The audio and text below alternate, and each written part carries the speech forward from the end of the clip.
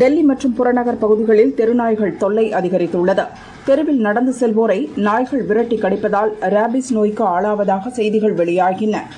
அதன் அடிப்படையில் supreme court தாமாக முன்வந்து விசாரிக்கிறது.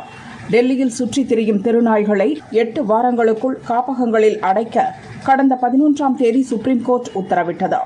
டெல்லி மாநில அரசு, மாநகராட்சி மற்றும் தனியார் தொண்டு நிறுவனங்கள் இதற்கான நடவடிக்கையை எடுக்கலாம் என கோர்ட் கூறியது. இந்த உத்தரவுக்கு விலங்குகள் நல ஆர்வலர்கள் எதிர்ப்பு தெரிவித்தனர். லட்சக்கணக்கான நாய்களை ஓரிடத்தில் அடைப்பது சாத்தியமற்றது. அதற்கான உணவு, பராமரிப்பு மிக மிக சிரமமானது எனவும் கூறினார். சுப்ரீம் கோர்ட் உத்தரவை எதிர்த்து சிலர் மேல்முறையீடு செய்தனர். நீதிபதிகள் விக்ரம்நாத், சந்தீப் மேத்தா, என்ஜி அஞ்சாரியா அடங்கிய அமர்வு விசாரித்தது. அனைத்து தரப்பு வாதங்களும் முடிந்த நிலையில் இன்று தீர்ப்பளிக்கப்பட்டது. டெல்லியில் சுற்றித் திரியும் நாய்களை பிடித்து அவற்றிற்கு ரேபிஸ் தடுப்பூசி போடுவதுடன் கருத்தடை செய்வது அவசியம். அதன்பின் அந்த நாய்களை அவை பிடிக்கப்பட்ட இடத்திலேயே மீண்டும் விட்டுவிடலாம். ஆனால் ரேபிஸ் நோய் தொற்றுக்கு ஆளான மற்றும் அடங்காமல் ஆக்ரோஷத்துடன் இருக்கும் நாய்களை வெளியே விடக்கூடாது.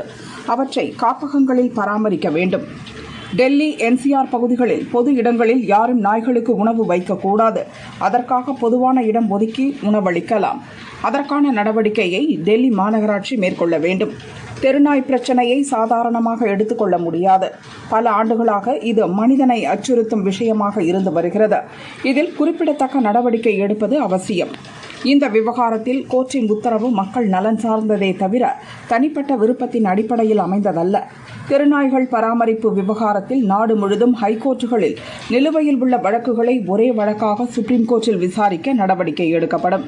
நாய்கள் பராமரிப்பு பற்றிய தேசிய கொள்கை வகுக்க அனைத்து மாநில யூனியன் பிரதேசங்களில் இயங்கும் கால்நடை பராமரிப்பு துறைகளிடமிருந்து ஆலோசனைகள் வரவேற்கப்படுகின்றன என நீதிபதிகள் தங்கள் உத்தரவில் கூறியுள்ளனர்.